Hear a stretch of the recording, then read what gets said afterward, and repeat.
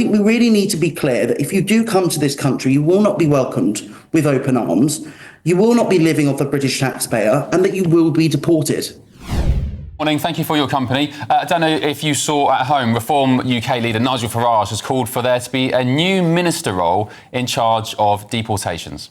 Yes, Farage is going to appoint the role in his party, and he's urging the government to do the same as illegal immigration shows no sign of slowing down. So the big question this morning is, should we have a minister for deportations? To debate this, we're joined by political commentator Kane Blackwell and migrant support coordinator Kay Marsh. Good morning to you both.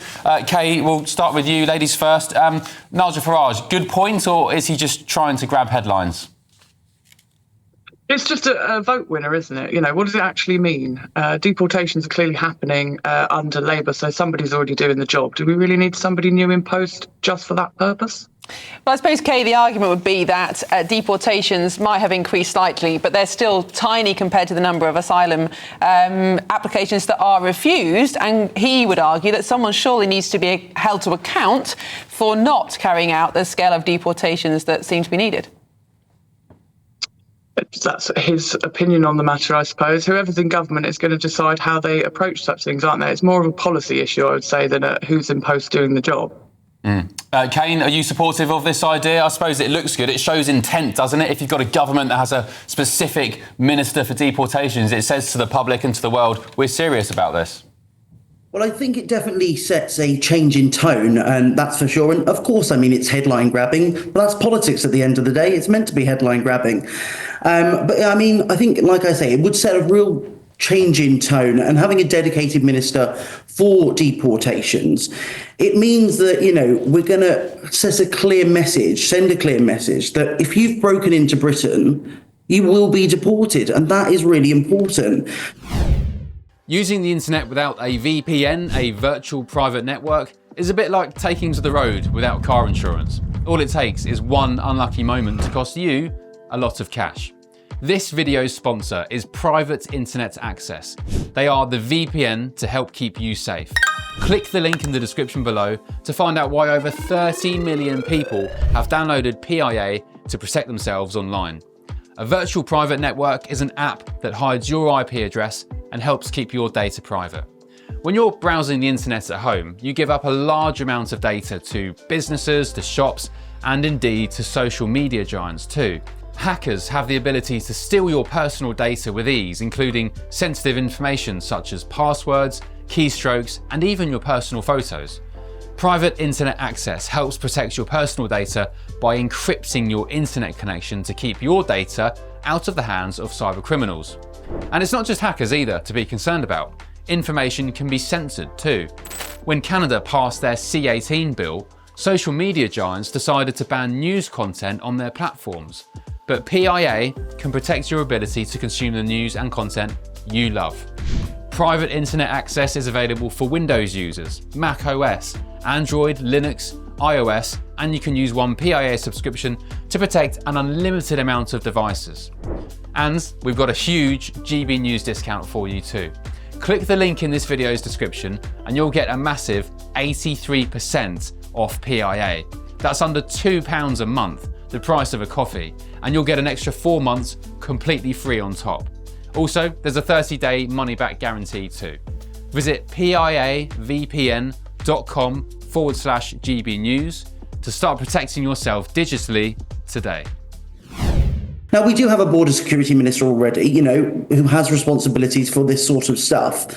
But like I say, it's a clear shift in tone, and that is really, really important.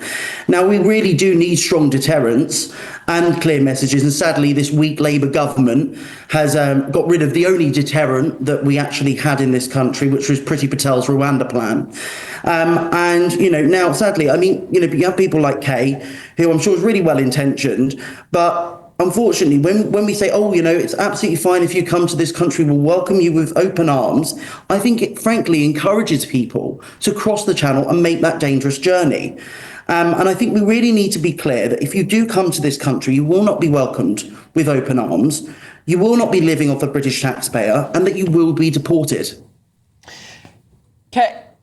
Kay, he's got a point, hasn't he? I mean, the immigration and deportations are two separate issues. We have a Minister for Immigration, and the decisions that he or she makes are things like what visas to approve, what are the skill shortages. But the idea of deportations is something entirely different. This is about removing people who have no right to be here, whether they are failed asylum seekers or their visas have run out. We should separate these issues, shouldn't we? They are two separate issues, but they're two sides of the same coin, really, aren't they? And I think, the messaging of stop the boats is very important. And Reform are just coming away from that and sort of putting it into a criminal context. Whatever side of the argument you sit on, stopping the boats should really be the priority. And I don't think, talk about deportations once people are here. But aren't deportations a key part of stopping the boats? Because if you know you'll never be deported, or there's a tiny chance that you'll be deported, as is the case now, then why would you not risk that journey?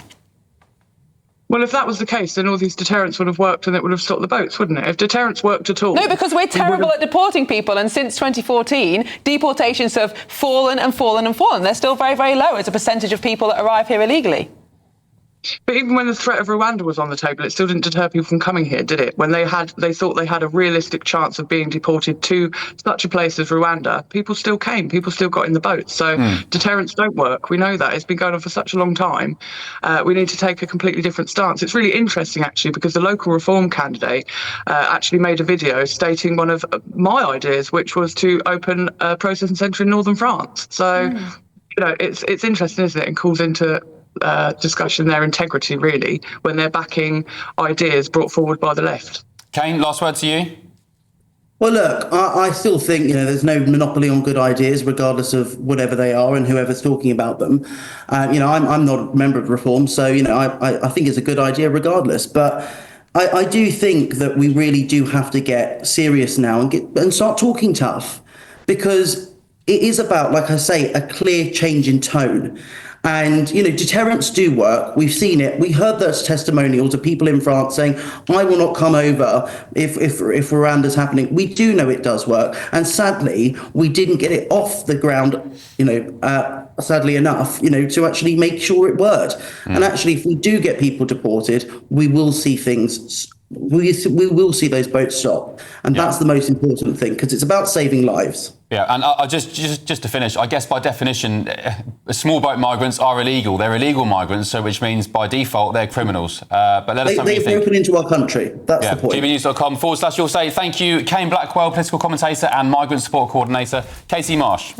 We should say that the Rwanda plan was never operational, and therefore we don't know whether or not it was a deterrent, but we do know some people were waiting to cross until after the election, because they said if Labour get in, we know the Rwanda plan will... And by the way, just look at the stats, 40-odd% up year on year, so something's not working.